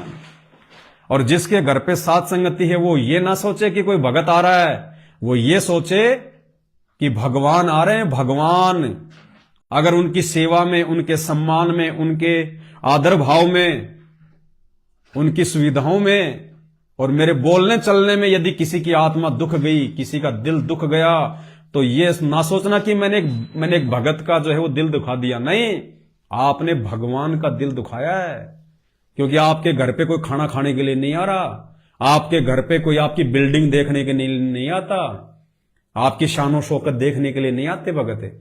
भगत आते हैं परमात्मा की चर्चा के लिए, गुरुदेव भगवान की महिमा के लिए, परमात्मा को भोग लगाने के लिए, बैठ के उनकी महिमा करने के लिए। तो साध संगतियां जल्दबाजी में मत रखवाया करो। किसी भी कारण से किसी भगत की आत्मा दुख गई आपके कर्म या आपके कुबोल के कारण, तो जितना आप लाभ लेने की सोच रहे हो ना, उससे लाखों गुना ज्यादा नुकसान उठा बैठोगे। नुकसान। ये दास कोई पागल है क्या? अरे ये पवनदास पागल है क्या, जो 8 साल हो गई मैंने मेरे घर पे कभी साथ संगति नहीं रखवाई। क्यों नहीं रखवा रहा? क्योंकि मैं अभी अपने आप को भगत नहीं मान रहा, मैं अभी अपने आप को सभी विकारों से दूर नहीं मान रहा। इसलिए दास डरता है कि कहीं उनकी सेवा में कोई त्रुटि ना रह जाए, कहीं मेरे से कोई गलती ना हो जाए।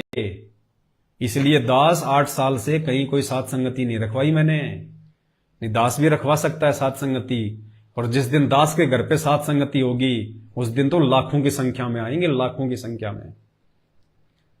तो दास कोई पागल थोड़ी है भाई, लेकिन दास डरता है परमात्मा से। और तुम लोग भगत जी मेरे घर पे मेरे घर पे मेरे घर पे लड्डू जलेबी थोड़ी है। इन बातों पे थोड़ा विचार करो भक्तों, विचार करो। परमात्मा ने हमें सद्बुद्धि दी है, तत्व ज्ञान दिया है, मानव शरीर दिया है। जो भी आध्यात्मिक क्रिया करें सोच समझ के करें। कि देखा देखी में भोग लगाना, देखा देखी में साथ संगति रखवाना, मनमानी करना। अब क्या खिलाओगे तुम भगवान को? हैं? क्या खिलाओगे? अगर असल में तुम भोग लगाने वाले हो, असल में कि मैं तो भगवान को हर प्रकार की मिठाइयों का भोग लगाऊंगा, तो मेरे भाई भोग आरती में जो आता है ना, बद्री बेरम तूत सिरम एता भोग भुगावे कोई, परमात्म के चढ़े रसोई, उसमें कितने प्रकार के व्यंजन है? तुम तो नाम भी नहीं जानते उनके, यहां मार्केट में मिलेंगे भी नहीं। ऐसे ऐसे नाम है तुम जानते भी नहीं कि ये भोग कौन सा है, ये कौन सा भोज्य पदार्थ है। और फिर मालिक कहते हैं एता भोग भुगावे कोई, तो परमात्म के चढ़े रसोई। अगर इतने प्रकार के भोग तुम अपने गुरु जी को लगाओगे जो ऊपर लिखे हुए हैं भोग की आरती में, तो मानना कि भगवान को भोग लगा है।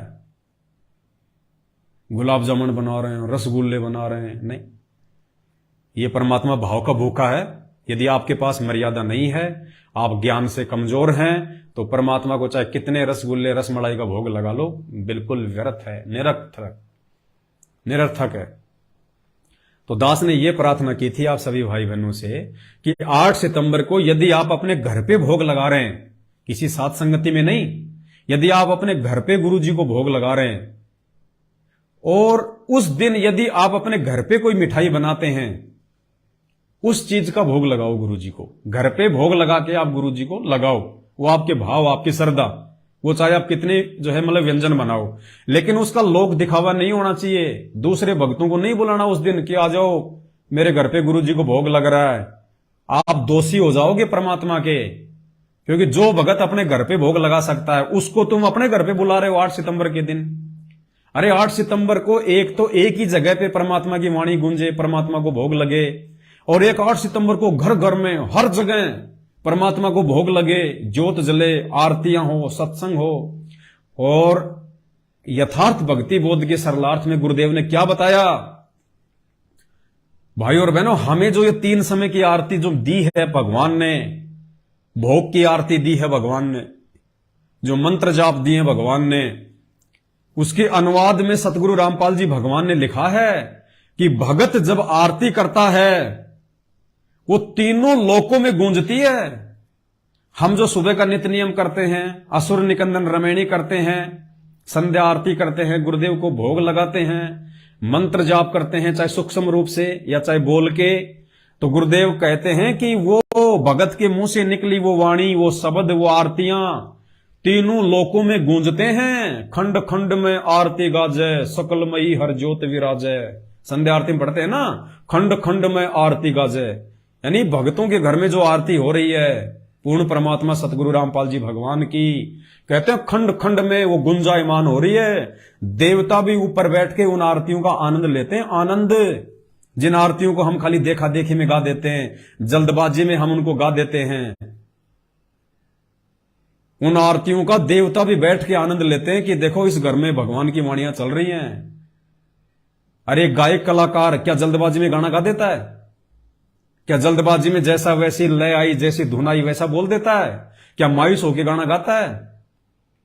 उस गायककार को इस बात का पता है कि मैं जो गाना गा रहा हूं ये भले ही मैं अकेला गा रहा हूं, लेकिन आने वाले दिनों में घर घर में, सिनेमा घरों में, हर किसी के मोबाइल में ये गाना गूंजेगा।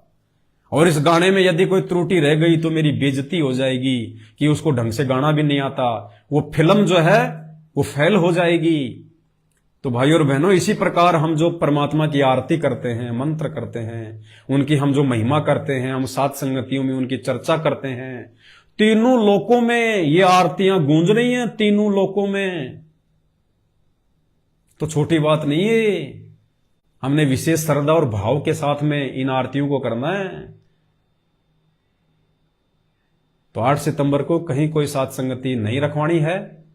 8 सितंबर के बाद में आप कहीं भी रखवाएं, आपकी मर्जी। और साध संगतियों के जो नियम है, जो मर्यादा है, वो दास आपको बीच बीच में बताता रहता है। जल्दबाजी में कोई भी डिसीजन ना लें, जल्दबाजी में कोई भी साध संगति ना करवाएं। लाभ के बजाय उल्टा नुकसान हो जाएगा, उल्टा नुकसान। और लाभ के लिए, फायदे के लिए यदि आप साध संगति रखवा रहे हैं तो आप सबसे बड़े मूर्ख आदमी हैं। यदि आप साध संगतियों से लाभ चाहते हैं तो फिर आपको भक्ति का लाभ नहीं मिलेगा, फिर आपको नित्य नियम का लाभ नहीं मिलेगा, आपको सुमरण का लाभ नहीं देगा भगवान। साध संगतियों की शुरुआत केवल इसलिए हुई है कि सतगुरु रामपाल जी भगवान के जेल से बाहर आने से पहले पहले, और वर्तमान में उनके नाम से उनके परिवार ने जो धर्म को धंधा बना लिया, लाखों की संख्या में भगत समाज बेचारा अज्ञानता में, ना समझे में उनके पीछे लग के अपने कर्म बिगाड़ रहा है। उन भाई बहनों को समझाने की दृष्टि से, उनको सच्चाई बताने की दृष्टि से, भगवान के विषय में बताने की दृष्टि से, एक माध्यम के रूप में, एक ऑप्शन के रूप में हमने साध संगतियों को चुना है। साध संगति रखवाने से लाभ मिलेगा, फायदा मिलेगा, ये नहीं है, ये छोटी सोच है। ये तो केवल एक मकसद, एक माध्यम है साध संगति। इसके बहाने हम एक जगह इकट्ठे हो रहे हैं। इकट्ठे होके हम अपने मन में जो भी संदेह और शंका भक्ति और भगवान के प्रति है, या कोई नया भाई बहन आता है, उसको समझाने के लिए है। बाकी साध संगति मेरे घर पे रखवाऊंगा, मुझे लाभ मिलेगा, जिंदगी में नहीं मिलेगा। लाभ उतना ही मिलेगा जितना दूसरे भाई बहनों को भी मिलेगा, दूर से आने वाले को भी मिलेगा, उसको भी उतना ही मिलेगा और तुम्हें भी उतना ही मिलेगा। 1% भी इधर उधर परमात्मा ज्यादा कम नहीं करेगा। फिर तो सभी साध संगतियां रखवाने लग जाएंगे, अपने घर पे रखो, फिर भक्ति कौन करेगा? साध संगति रखो। तो इस गलत फहमी में ना जीना। दास को बीच बीच में आके ये बातें आपको समझानी पड़ती है, बोलनी पड़ती है। तो विनती है भाई और बहनों, हम इस दुनिया से डिफरेंट हैं। हमारा मार्ग इस दुनिया के प्रचलित मार्ग से अलग है। दुनिया तो जागेगी तब जागेगी, उनको तो समझ में आएगा, तब तक तो ठोकरों पे ठोकर लग चुकी होगी। आप और हम पे परमात्मा ने मेहर करके पहले दया बख्श दी, तो हमने गलती नहीं करनी है। तो उपरोक्त जितनी भी बातें परमात्मा ने इस छोटी सी साध संगति में, देखो ये भी तो साध संगति हो रही है। आप 400-500 भाई मिलके देख रहे हैं, दास अकेला बोल रहा है, परमात्मा आशीर्वाद देके बुलवा रहे हैं, ये भी तो साध संगति है। ये भी तो परमात्मा की चर्चा कर रहे हैं हम साधु भाई बहन आपस में मिलके, संत भाई बहन आपस में मिलके हम भगवान की तो चर्चा कर रहे हैं। इसी को तो साध संगत कहते हैं। तो साध संगत चाहे 2 भाई बहन मिलके आपस में परमात्मा की चर्चा करें, वो भी साध संगति है। अब दास गया तो था बिहार में साध संगति के लिए, जो कि सिवान में थी। परमात्मा ने प्रेरणा नहीं की, दास नहीं जा पाया और उस बहन के घर पे चला गया। 2 दिन वहां रहे, 1-2 भगत आ गए। नेपाल से हमारी मुन्ना बहन आई हुई थी, नेपाल से हमारे 4-5 बहन भाई और आए हुए थे। तो हम 8-10 भाई बहन हो गए थे। 2 दिन वहां रहे, दिन रात परमात्मा की चर्चा चली, दूसरी कोई चर्चा नहीं। तो वो भी तो साध संगति थी। साध संगति का मतलब ये नहीं कि भीड़ आएगी तो साध संगति होती है, नहीं। भीड़ का साध संगति से कोई लेना देना नहीं। 2 भगत भाई बहन मिलकर परमात्मा की चर्चा कर लें, वो भी साध संगति है। तो बस ये 2-4 बातें थी जो आप भाई बहनों को बतानी थी। और तीसरी सबसे जो इंपॉर्टेंट बात है, 8 सितंबर 2023 को जब परमपिता परमेश्वर जी को भोग लगेगा, तो कोशिश करना आप सभी भाई बहन, कोशिश कीजिएगा आप सभी भाई बहन 10 बजे तक परमात्मा को भोग लगा लें। 8 सितंबर को 10 बजे तक आप गुरुदेव भगवान को भोग लगा लें, कोशिश कीजिएगा। क्योंकि 11 बजे फिर दास लाइव आएगा, क्योंकि परमात्मा के लिए बेड भी लेके आना है, परमात्मा का दरबार भी बनेगा। मालिक के जो वस्त्र हैं वो भी परमेश्वर को भेंट किए जाएंगे, जो कि हम सब की तरफ से होगा। तो सभी भाई बहन फिर 11 बजे दास के इसी फेसबुक पेज पवन दास इस लाइव पर लाइव जुड़े, और उस दिन हम सब भाई बहन मिलके भी परमात्मा को भोग लग जाएगा। अपने अपने घर पे तो हम लगाएंगे, और जितने भी भाई बहन भोग लगाएं, आप कोशिश करें फेसबुक पर लाइव जरूर आए, लाइव वीडियो चला दें। अगर आपके वहां पे नेट कमजोर है तो पहले आप वीडियो बना लें मोबाइल से, उसके बाद में उसको लाइव चला दें, अपने फेसबुक पे डाल दें, यूट्यूब पे डाल दें। और जब आप वीडियो जब आप कोई भी वीडियो आप डालते हैं भाई और बहनों, कभी भी कोई भी वीडियो आप शंका समाधान की पुस्तक का लिंक जरूर डालें। नीचे ऊपर छोटा सा मैसेज लिख दें, जिस भी पॉइंट पे आप लाइव आते हैं या वीडियो बना रहे हैं, कोई भी वीडियो है, छोटा सा उसका नाम कि वीडियो जो है ये किस विषय को लेके है। और जस्ट नीचे दास ने अपने हर वीडियो में आप देखना ऊपर पेज पे उसमें लिख रखा है मर्यादा के लिए पढ़ें पुस्तक शंका समाधान, नीचे उसका लिंक है। तो आप भी छोटा सा ऊपर मैसेज, ज्यादा बड़ा नहीं, छोटा सा एक लाइन का, और नीचे फिर दास ने अपने इस वीडियो के ऊपर टाइटल में जो डाल रखा है कि मर्यादा के लिए पढ़ें पुस्तक शंका समाधान, उसको आप जी कॉपी करके उस लिंक को और उस छोटे से मैसेज को आप जी अपने हर वीडियो के ऊपर टाइटल में जरूर लगाएं, जरूर डालें। क्योंकि शंका समाधान की पुस्तक वैसे लाखों की संख्या में भगत भाई बहन जो है वो पढ़ चुके हैं, पढ़ रहे हैं। अब जैसे वीडियो है हम डालते हैं, हर वीडियो के ऊपर टाइटल है, लाखों लोग वीडियो देखते हैं, तो लाखों लोग लिंक को खोल के भी देखते हैं। और जो हमारे भगत भाई बहन होंगे वो उस पुस्तक को जरूर पढ़ेंगे। और हमारी कोशिश है कि सतलोक आश्रम मैनेजमेंट हरियाणा से जुड़े हुए भाई बहनों तक हमने ज्यादा से ज्यादा इस जो पुस्तक है शंका समाधान, इसको पहुंचाना है, उसका लिंक पहुंचाना है। जगत वालों को यह समझ में नहीं आएगी अभी। जगत वालों को तो पहले परमात्मा से जुड़ना पड़ेगा, उनके सत्संग सुनने पड़ेंगे, उसके बाद उनको समझ में आएगी ये पुस्तक। ये पुस्तक केवल भगत भाई बहनों के लिए है। और जिन जिन भगत भाई बहनों के पास में पुस्तक आ चुकी है, पहुंच चुकी है, तो भाई और बहनों देखो कितना खर्चा करके 60 रुपए का ये कोरियर लगता है, और कई हजारों की संख्या में आप लोगों के पास में हमने कोरियर से साथ संगतियां भिजवाई है, कई लाखों रुपए कोरियर भेजने पे लगे हैं। तो ये सेवा है परमात्मा की, आपकी जिम्मेदारी बनती है आप उस पुस्तक को पढ़ें, उस पुस्तक में जो बातें लिखी हुई हैं उनको आप अपने जीवन में लागू करें, उस अनुसार उन छोटी छोटी बातों को ध्यान में रख के हम भक्ति करें परमात्मा की। तो 11 बजे 8 सितंबर को दास जो है भोग की आरती के समय लाइव आएगा, लाइव परमात्मा को भोग लगेगा। तो आप जी 11 बजे जुड़ने का प्रयास करें, सभी भाई बहन मिलकर एक बार फिर से परमात्मा जी को भोग लगा लेंगे। और हमने तो भगवान प्रसन्न करना है जैसे तैसे, क्योंकि हमारा तो मकसद ही ये है, जिंदगी का दूसरा कोई मकसद है नहीं। पेट पालन तक रोजी रोटी, और उसके बाद सिर्फ भगवान और कोई नहीं। तो जितनी भी बातें परमात्मा ने इस वीडियो में ज्ञान आधार से बुलवाई हैं, प्रार्थना करूंगा थोड़ा उन पे विचार करना, अमल करने का प्रयास करना। दास भी अमल करने का जो है पूरा प्रयास करता है, दास भी विचार करता है। मुझे भी सद्बुद्धि, मुझे भी नई नई बातों की जानकारी साध संगति से मिलती है। आप जैसे भाई बहनों के पास में जब मैं जाता हूं, मैं उनके पास में बैठता हूं, परमात्मा की कोई चर्चा होती है, तो बहुत सारी बातों का हमारे को मालूम पड़ता है। ये सारे विचार मेरे नहीं होते जो आप वीडियो के माध्यम से सुनते हो। आप जैसे भाई बहनों से जब बातचीत होती है तो परमात्मा उनको प्रेरणा कर देते हैं, किसी चीज के लिए मुझे प्रेरणा करते हैं, और प्रेरणा परमात्मा उसी को करेंगे जो मर्यादा में होगा। जो मर्यादा में नहीं होगा उसको गुरुदेव भगवान भक्ति से संबंधित कोई प्रेरणा नहीं करेंगे। तो उस बहन के माध्यम से परमात्मा ने काफी बातें जो है दास तक पहुंचाई हैं। इसलिए पहुंचाई हैं क्योंकि दास को वर्तमान में परमात्मा ने एक यंत्र के रूप में खड़ा कर रखा है, निमित्त बना रखा है। इस दास के माध्यम से वो बातें आप तक पहुंचें, बस दास का इतना ही काम है। बाकी मैं मर्यादा में रहूंगा तो मेरे परमात्मा मुझसे प्रसन्न होंगे, मैं गुरु को भगवान मानूंगा तो मेरे गुरुदेव मुझसे प्रसन्न होंगे। ये निमित्त बनना एक बात अलग है और भक्ति करना बात अलग है। निमित्त बनने मात्र से, वीडियो बनाने मात्र से मेरा मोक्ष हो जाएगा, फाइनल नहीं है। मोक्ष मेरा भी भक्ति से होगा, आपका भी भक्ति से होगा, गुरु को भगवान मानने से होगा। तो भक्ति मार्ग में भगत भगत होता है। भगत को कभी भी हमने किसी ऊंच नीच की दृष्टि से नहीं देखना चाहिए। भगत के रूप में तो अपने से जो है बल्कि बढ़कर जो है वो देखना चाहिए। और वैसे भगत को कभी भी हमने किसी और दृष्टि से नहीं देखना है।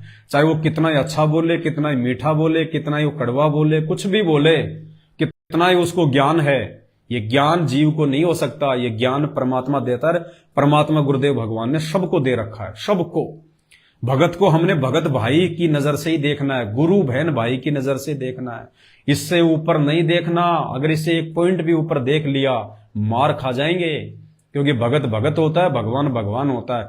दोनों शब्द अलग अलग हैं, उनके गुण भी अलग अलग हैं। जीव अलग है तो पीव अलग है, आत्मा अलग है तो भगवान अलग है, आत्मा अलग है तो परमात्मा अलग है, भगत अलग है तो भगवान अलग है, शिष्य अलग है तो गुरु अलग है। बाकी तो परमात्मा की मौज वो तो पत्थर से बुलवा दे। अरे 650 साल पहले पंडितों के भंडारे में, तोताद्री नगर में, काशी में, परमात्मा ने भैंसे के ऊपर हाथ रख के उसे वेद मंत्र बुलवा दिए। बताओ, जानवर कभी इंसान की भाषा बोल सकता है क्या इस कलयुग में? सतयुग में तो बोलते थे, परमात्मा ने बताया कि शुरुआत में। लेकिन इस घोर कलयुग में कोई जानवर इंसान की भाषा बोल सकता है क्या? लेकिन कबीर साहिब सतगुरु रामपाल जी भगवान ने बुलवा दिया अपना आशीर्वाद देके। ये समर्थ है, ये किसी से भी अपना काम निकलवा सकता है। अब बोलिए, अब भैंसे ने वेद मंत्र बोले तो क्या भैंसे को कोई पूजता है? किसी ने भैंसे को पूजा आज तक? किसी ने भी? आपका भी कभी दिमाग में आया कि उस भैंसाराम की हमारे को जो है वो पूजा करनी चाहिए? नहीं आता ना। इसी प्रकार परमात्मा किसी भी भगत को आशीर्वाद देके अपना कोई भी काम करवा सकता है, लेकिन वो भगत भगत ही होता है और भगवान भगवान ही होता है। लेकिन इतना जरूर हो जाता है कि परमात्मा उसको थोड़ा विशेष ऊपर उठा देते हैं। अब उस भैंसाराम की हम लोग पूजा तो नहीं करते, लेकिन कई बार जैसे गुरुदेव ने आश्रम में वो चित्र बना रखे हैं जोटे को आशीर्वाद देते हुए, वो चित्र जरूर आपको जो है वो घरों में मिल जाएगा। अब बताओ, भैंसे का कोई चित्र लगाता अपने घर में? लेकिन भगवान ने आशीर्वाद दिया तो भैंसे का चित्र भी लग गया घर में। मतलब भगवान के आशीर्वाद मात्र का इतना लाभ एक जानवर को भी अपने घर पे दीवारों पे लोगों ने लगा दिया। लेकिन उस जानवर में आस्था नहीं है, हमने केवल इसलिए लगा रखा कि भगवान ने देखो कैसे एक जानवर को आशीर्वाद देके अपना काम करवाया। तो ठीक इसी प्रकार भाई और बहनों, दास तो एक जानवर है, जानवर। हम सब जानवर ही हैं। हम भी तो 84 लाख योनियों में एक योनि है, मानव योनि। ये कोई 84 लाख से कोई भिन्न थोड़ी है, 84 लाख में काउंट होती है। हम भी जानवर ही हैं। हमारे भी तो कुत्ते और सुअर कितने, दो ये देखो हाथ है, पैर है, नाक, आंख, कान, सब कुछ जानवरों के, सब कुछ हमारे हैं।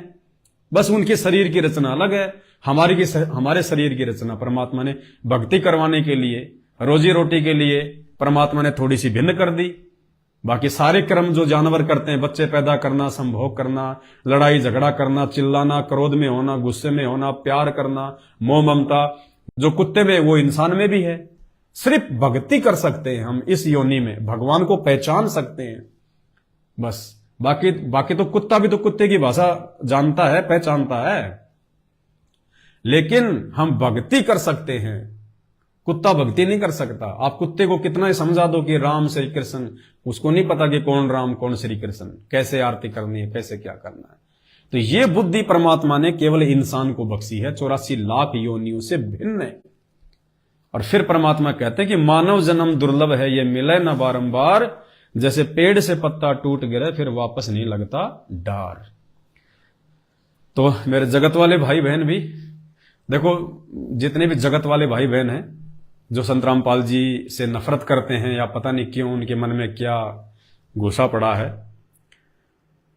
देखो आप लोग कितने महीने से मेरे वीडियो देख रहे हो और आप लोगों ने जितनी गालियां निकालनी थी आपने निकाली। कई तो थक गए बेचारे कि यार ये कुछ नहीं, इसके पता नहीं फर्क ही नहीं पड़ता, ये पता नहीं कमेंट्स पढ़ता है कि नहीं पढ़ता है। वो बेचारे गालियां देना ही भूल गए। लेकिन उसके बावजूद भी जितने भाई बहन जो जी भर के देते हैं, पता नहीं क्या क्या बोलते हैं, आप रियली मानना। अभी आप लोग संत रामपाल जी के ज्ञान से अपरिचित हो, आप अपने ही पिता से दूर हो। हमें तो पता है कि हम भी उन्हीं के बच्चे और आप भी उन्हीं के बच्चे, लेकिन हमारे मन में आपकी इन गालियों का लेस मात्र भी, 1% भी कोई फर्क नहीं पड़ता है। बल्कि हम तो हमेशा यही प्रयास करते हैं कि ये परमात्मा इनको भी सद्बुद्धि दो, इनको भी परमात्मा थोड़े बहुत ये बुद्धि दो। ये सांसारिक तौर पे तो कोई इंजीनियर बना बैठा है, कोई डॉक्टर बना बैठा है, कोई वैज्ञानिक बना बैठा है, कोई बहुत बड़ा व्यापारी बना बैठा है, MA PhD करके पता नहीं क्या अपने आप को समझ रहा है। लेकिन मरने के बाद में गधे कुत्ते सूअर बनेंगे, चाहे तुम मंत्री प्रधानमंत्री बन के बैठे हो, कितने चाहे तुम इंजीनियर और डॉक्टर की उपाधियां लेके बैठे हो। ये मानव शरीर इंजीनियर बनने के लिए नहीं, भक्ति में इंजीनियर बनने के लिए मिला है, परमात्मा की भक्ति करने के लिए मिला है। ये मरने के बाद में वो इंजीनियर भी गधे की योनि में जाएगा, अगर राम नहीं बजा तो, भगवान नहीं बजा तो हमें तो आप लोगों के ऊपर जब आप गालियां निकालते हैं, अपनी जो ये मंद बुद्धिता का आप ये परिचय देते हैं, हमें तो बड़ा जो है अंदर से मतलब दुख सा महसूस होता है कि देखो नादान भगवान धरती पे है, उसके बाद में भी नरक में जाने की तैयारी कर रहे हैं। हम समझा रहे हैं तो फिर भी नहीं समझ रहे, कह रहे हैं भाई सत्संग सुनो संत रामपाल जी का यूट्यूब पे जाके, फिर भी उल्टा गालियां निकाल रहे हैं। तो बड़ा दुख होता है कि क्या बनेगा इनके साथ में, क्या बनेगी। ऐसे महापुरुष की निंदा कर रहे हो तुम, ऐसे महापुरुष को गालियां दे रहे हो तुम। अरे श्री कृष्ण जी को शिशुपाल ने 100 गालियां दी थी, सुदर्शन से चक्र आउट, गर्दन काट दी थी सुदर्शन ने, खुद की बुआ का लड़का था। तो मेरे भाई और बहनों, आपकी गालियां श्री कृष्ण को नहीं पड़ रही। श्री कृष्ण तो संत रामपाल जी के पैर के नाखून के बराबर भी नहीं है, पावर में, शक्ति में। ये है भगवान, लेकिन ये कहां तक के भगवान हैं, इनकी पावर कितनी है। एक सरपंच को भी हम साहब कहते हैं और प्रधानमंत्री को भी हम लोग साहब कहते हैं, प्रधानमंत्री साहब, सरपंच साहब, लेकिन उन दोनों साहबों की शक्ति में कितना अंतर है। तो इसी प्रकार संत रामपाल जी को समझो प्रधानमंत्री और श्री कृष्ण राम ब्रह्मा विष्णु महेश को समझो सरपंच। बस इतना लेवल है। इस बात का पता जब चलेगा जब आप इनके सत्संग सुनोगे, सृष्टि रचना सुनोगे। अभी भूल में बैठे हो आप लोग। तो विनती करूंगा आप लोग भी गुरुदेव भगवान के सत्संग सुनना शुरू करो, गुरुदेव भगवान से अरदास किया करो, प्रार्थना करो हाथ जोड़ के कि हे पूज्य गुरुदेव भगवान सद्बुद्धि दो मालिक, हम भी आपके भक्तों के जैसा बने, हमें भी सोचने समझने की जो है थोड़ा बहुत ये ताकत पैदा हो। तो आप लोग तो बीमार हो अभी आध्यात्मिक तौर पे भाई, बीमार। जिस दिन आपकी आंखें खुलेंगे ना, उस दिन बहुत पछताओगे फिर आप कि परमात्मा के आपको जितनी गाली हमने दे दी है, हम कैसे वो पाप कर्म धोएंगे। क्योंकि देखो पाप उतरेगा भक्ति से, और जिसके पाप जितने थोड़े होते हैं जल्दी में लट जाता है। तो इसलिए हम मना करते हैं कि आज तुम जो गालियां निकाल रहे हो, कल को उनकी शरण में आ भी गए तो भगवान तुम्हें माफ तो कर देगा, शरण में तो ले लेगा, लेकिन जो पाप कर्मों का पारा जो तुम चढ़ा रहे हो ना, ये तो तुमने खुद ही उतारना पड़ेगा। इसलिए दास विनती करता है कि इस प्रकार के शब्द बोल के किसी भी संत महात्मा के प्रति और अपने पाप कर्मों को ज्यादा ना बढ़ाओ, जहां है वहीं रख लो, ताकि जब भी भक्ति शुरू करोगे तो वहीं से मैल साफ होना शुरू हो जाएगा। वरना ये मैल तो भाई चढ़ता जाएगा। और कहते हैं तेल हमेशा तिलों में से निकलता है, सूखी लकड़ी में तेल नहीं निकलता। तो तुम्हारी खुद की भक्ति से ही फिर तुम्हारे को ये पाप कर्म साफ करने पड़ेंगे, बहुत जोर लगेगा।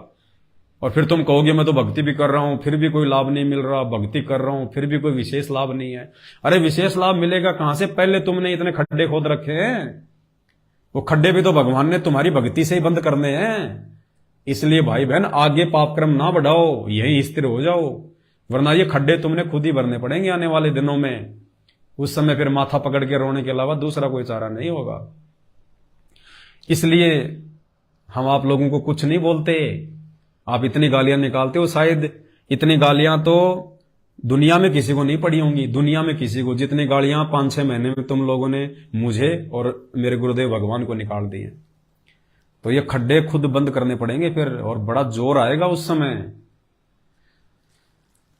तो ठीक है भगत भाई बहनों, दया परमपिता परमेश्वर की। दास अभी मार्केट में जाएगा परमपिता परमेश्वर के लिए जो है विश्राम के लिए और बेड, जैसा भी परमात्मा प्रेरणा करेंगे। फिर 8 सितंबर को सभी भाई बहनों के साथ में लाइव आके सबके सामने होगा। बंदी छोड़ सतगुरु रामपाल जी भगवान की जय हो।